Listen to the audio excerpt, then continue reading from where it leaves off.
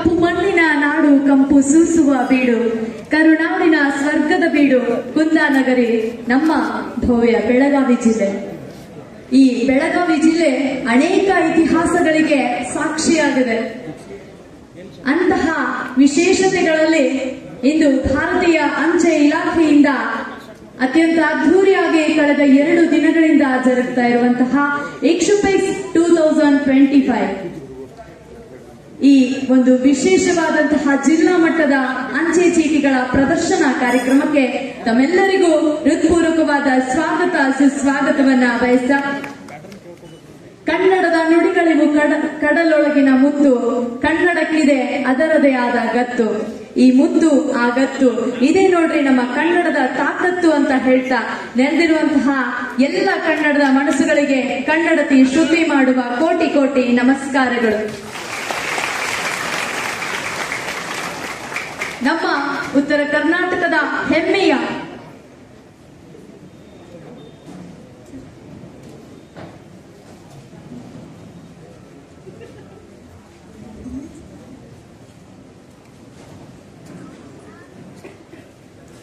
ಇಂದು ಜರುಗ್ತಾ ಇರುವಂತಹ ಈ ವಿಶೇಷವಾದ ಕಾರ್ಯಕ್ರಮದ ಮುಖ್ಯ ಅತಿಥಿ ಸ್ಥಾನವನ್ನ ವಹಿಸಿರುವಂತಹ ಶ್ರೀಯುತ ರಮೇಶ್ ಕಂತೆ, ಅಂಚೆ ಅಧೀಕ್ಷಕರು, ಗೋಕಾಕ್ ವಿಭಾಗ, ಗೋಕಾಕ್ ಅವರು ಭವ್ಯ ವೇದಿಕೆಯನ್ನ ಅಲಂಕರಿಸಬೇಕು. ಜೊತೆಗೆ ಇವತ್ತಿನ ಕಾರ್ಯಕ್ರಮದ ಮತ್ತೋರ್ವ ಮುಖ್ಯ ಅತಿಥಿಗಳಾಗಿರುವಂತಹ Shriyut VL Chitkote, superintendent of post office Bidar division, ಇವರು ಕೂಡ ಈ ಭವ್ಯ ವೇದಿಕೆಯನ್ನ ಅಲಂಕರಿಸಬೇಕು ಅಂತ ಗಣ್ಯರಲ್ಲಿ ವಿನಂತಿಯನ್ನ ಮಾಡ್ತಾ, ನಮ್ಮ ಬೆಳಗಾವಿಯಲ್ಲಿ ಮಾರ್ಚ್ 1, 2001ರಲ್ಲಿ ಈ ಫಿಲಾಟೆಲಿಕ್ ಬ್ಯೂರೋ ಅನ್ನುವಂತಹ ವಿಶೇಷವಾದ ಒಂದು ಬ್ರಾಂಚ್ ಸ್ಥಾಪನೆ ಆಯಿತು. ಇಡೀ ಕರ್ನಾಟಕವನ್ನ ನಾವು ಹೋಲಿಕೆ ಮಾಡಿ ನೋಡೋದಾದ್ರೆ ಕರ್ನಾಟಕದಲ್ಲಿ ಕೇವಲ 4 ಕಡೆ ಮಾತ್ರ ಈ ಒಂದು ಫಿಲಾಟೆಲಿಕ್ ಬ್ಯೂರೋವನ್ನ ನಾವು ನೋಡಬಹುದು. ಅದು ಮಂಗಳೂರು, ಮೈಸೂರು ಮತ್ತು ಬೆಂಗಳೂರುಗಳಲ್ಲಿ. ಅವುಗಳನ್ನ ಹೊರತುಪಡಿಸಿ ನಮ್ಮ ಉತ್ತರ ಕರ್ನಾಟಕದಲ್ಲಿ, ನಮ್ಮ ಬೆಳಗಾವಿಯಲ್ಲಿ ಫಿಲಾಟೆಲಿಕ್ ಬ್ಯೂರೋ ಇರೋದು ನಮಗೆ ಹೆಮ್ಮೆಯ ಸಂಗತಿಯಾಗಿದೆ. ಫಿಲಾಟೆಲಿಕ್ ಬ್ಯೂರೋ ಅಂದ್ರೇನು, ಅಂಚೆ ಚೀಟಿಗಳ ಸಂಗ್ರಹ ನಾವು ಯಾಕೆ ಮಾಡಬೇಕು? ನನ್ನ ಮುದ್ದು ವಿದ್ಯಾರ್ಥಿನಿಯರೇ, ನೀವಿಲ್ಲಿ ಇವತ್ತು ಸೇರಿದ್ದೀರಾ.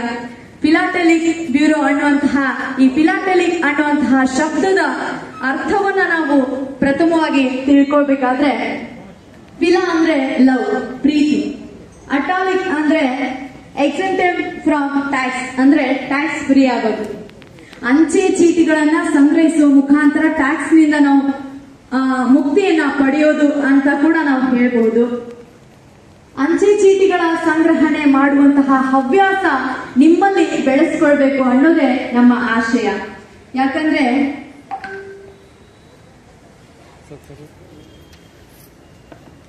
ಇವತ್ತಿನ ಕಾರ್ಯಕ್ರಮದ ಮತ್ತೋರ್ವ ಮುಖ್ಯ ಅತಿಥಿಗಳಾಗಿರುವಂತಹ ಶ್ರೀಯುತ ಸಾಹೇಬ್ ಜಾನ್ ಕೆ ಹವಾಲ್ದಾರ್ ಅವರು ಕೂಡ ಈ ಭವ್ಯ ವೇದಿಕೆಯನ್ನ ಅಲಂಕರಿಸಬೇಕು ಅಂತ ಗಣ್ಯರಲ್ಲಿ ವಿನಂತಿಯನ್ನ ಮಾಡ್ತಾ ಇದ್ದೇನೆ.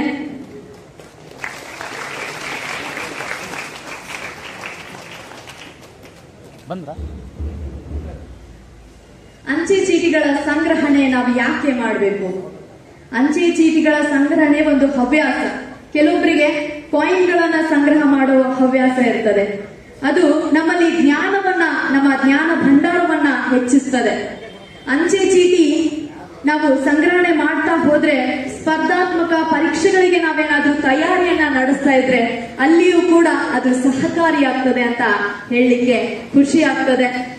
ಅಂಚೆ ಚೀಟಿಗಳನ್ನ ಸಂಗ್ರಹಿಸಿದಾಗ ಅದರ ಬಗ್ಗೆ ಇರುವಂತಹ ಮಾಹಿತಿ ಕೂಡ ಸಣ್ಣ ಅಕ್ಷರದಲ್ಲಿ ಅಲ್ಲಿ ಇರ್ತದೆ. ಅದನ್ನ ಕೂಡ ನೀವು ನೋಡಬಹುದು. ಇಂತಹ ಉತ್ತಮವಾದ ಹವ್ಯಾಸವನ್ನ ನಾವು ಬೆಳೆಸ್ಕೊಳ್ಬೇಕಾಗಿದೆ, ನಮ್ಮ ಮಕ್ಕಳಲ್ಲಿ ಬೆಳೆಸಬೇಕಾಗಿದೆ. ಕಾರಣ ಅತ್ಯಂತ ವೇಗವಾಗಿ ಓಡ್ತಾ ಇರುವಂತಹ ಜಗತ್ತಿನ ಬೆನ್ನನ್ನ ಹತ್ತಿದ್ದೇವೆ. ಕಾಲಚಕ್ರ ಅತ್ಯಂತ ವೇಗವಾಗಿ ತಿರುಗ್ತಾ ಇದೆ. ಅಂತಹ ತಿರುಗುವ ಕಾಲಚಕ್ರದೊಂದಿಗೆ ನಾವು ಇವತ್ತು ಅನೇಕ ಹೊಸ ಹೊಸ ಆವಿಷ್ಕಾರದಲ್ಲಿ ಮೊಬೈಲ್ ಅನ್ನುವಂತಹ ಆವಿಷ್ಕಾರ, ಮೊಬೈಲ್ನ ಆವಿಷ್ಕಾರವಾದ ಬಳಿಕ ನಾವು ಒಂದು ಹೊತ್ತು ಊಟ ಇಲ್ದಿದ್ರೂ ಇರ್ತೇವೆ, ಒಂದು ದಿನ ನಿದ್ದೆ ಇಲ್ದಿದ್ರೂ ಇರ್ತೇವೆ, ಆದ್ರೆ ಮೊಬೈಲ್ ಇಲ್ಲದೆ ಇರ್ಲಿಕ್ಕೆ ಸಾಧ್ಯ ಆಗ್ತಾ ಇಲ್ಲ. ಅಂತಹ ಪರಿಸ್ಥಿತಿ ಇವತ್ತು ಪುಟಾಣಿ ಕಂದಮ್ಮ ಊಟ ಮಾಡಬೇಕಾದ್ರೆ ಅದಕ್ಕೂ ಕೂಡ ಮೊಬೈಲ್ ಅಲ್ಲಿ ಚಿಂಟು ಹಚ್ಚಿ ಕೊಟ್ಟಾಗ ಮಾತ್ರ ಅದರ ಬಾಯಲ್ಲಿ ತುತ್ತು ಒಳಗಡೆ ಹೋಗ್ತದೆ. ಅಂತಹ ಪರಿಸ್ಥಿತಿ ಇವತ್ತು ನಿರ್ಮಾಣ ಆಗಿದೆ. ಅಂತಹ ಹೊಸ ಆವಿಷ್ಕಾರ ಎಷ್ಟು ನಮ್ಮ ಜ್ಞಾನ ಭಂಡಾರಕ್ಕೆ ಪೂರಕವೋ ಅಷ್ಟೇ ಮಾರಕ ಕೂಡ ಆಗ್ತಾ ಇದೆ. ಹಿತಮಿತದಲ್ಲಿ ಅವುಗಳನ್ನ ಬಳಸುವುದರ ಜೊತೆಗೆ ಇಂತಹ ಒಂದು ಇವತ್ತು ನೀವು ಕೆಳಗಡೆ ಈಗಾಗಲೇ ನೋಡಿರಬಹುದು ಅಂಚೆ ಚೀಟಿಗಳ ಒಂದು ಸಂಗ್ರಹ ಇದೆ, ಅದರ ಒಂದು ಎಕ್ಸಿಬಿಷನ್ ಇದೆ, ಪ್ರದರ್ಶನ ಇದೆ. ಆ ಪ್ರದರ್ಶನ ನೀವು ನೋಡಿದಾಗ ಅನಿಸುತ್ತೆ ಈ ಇಸ್ವಿಯಲ್ಲಿ ಈ ಒಂದು ಅಂಚೆ ಚೀಟಿ ಬಿಡುಗಡೆ ಆಗಿತ್ತು, ಅದರ ವಿಶೇಷತೆ ಇದು ಇತ್ತು ಅನ್ನೋದನ್ನ ಮಾಹಿತಿಯನ್ನ ನೀವಲ್ಲಿ ಓದಿದೀರ. ನೋಡ್ರಿ, ನಾವು ಕೇವಲ ನಮ್ಮ ಒಂದು ಜಿಲ್ಲೆಯ ಅಥವಾ ನಮ್ಮ ರಾಜ್ಯದ ನಮ್ಮ ದೇಶದ ಅಂಚೆ ಚೀಟಿಗಳನ್ನ ಮಾತ್ರವಲ್ಲದೆ ದೇಶ ವಿದೇಶಗಳ ಅಂಚೆ ಚೀಟಿಗಳನ್ನ ಕೂಡ ನೋಡುವಂತಹ ಸೌಭಾಗ್ಯ ಇವತ್ತು ನಮಗೆ ಒದಗಿ ಬಂದಿದೆ. ಹಾಗಾಗಿ ಈ ನಮ್ಮ ಅಂಚೆ ಇಲಾಖೆಗೆ ಒಂದು ಜೋರಾದ ಚಪ್ಪಾಳೆ, ಅದರಲ್ಲಿ ಹೆಚ್ಚಿನದಾಗಿ ಫಿಲಾಟೆಲಿಕ್ ಬ್ಯೂರೋಗೆ ಒಂದು ಪ್ರೀತಿಯ ಚಪ್ಪಾಳೆಯನ್ನ ನೀಡುವ ಮುಖಾಂತರ ನಾವು ಧನ್ಯವಾದವನ್ನ ಸಮರ್ಪಿಸ್ತಾ ಇದ್ದೇವೆ.